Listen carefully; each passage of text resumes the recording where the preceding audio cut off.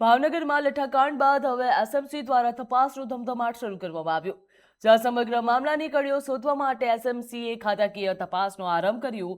મળતી માહિતી મુજબ દેશના 5થી વધુ રાજ્યોમાં એસએમસીની 15થી વધુ ટીમો તપાસ ચલાવી હતી, જ્યારે ગુજરાતના અન્ય જિલ્લાઓમાં 3 ટીમો અને ભાવનગર જિલ્લાની એસએમસીની 8 ટીમો દ્વારા તપાસનો ધમધમાટ શરૂ કરવામાં આવ્યો.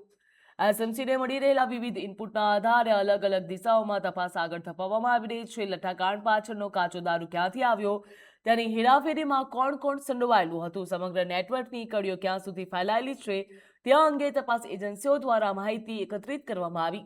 રાજ્યની બહાર પણ ટીમો મોકલી તપાસ હાથ ધરવામાં આવી હતી, તેવો મામલો સામે આવ્યો છે. અંદાજ આવી રહ્યો છે તેમજ હવે એસએમસીની તપાસમાં કયા નવા ખુલાસા થયા છે અને આ નેટવર્ક સાથે જોડાયેલા અને કેટલા લોકો સુધી તપાસ પહોંચે છે તેની ઉપર હાલ સૌ કોઈની નજર ટકેલી છે.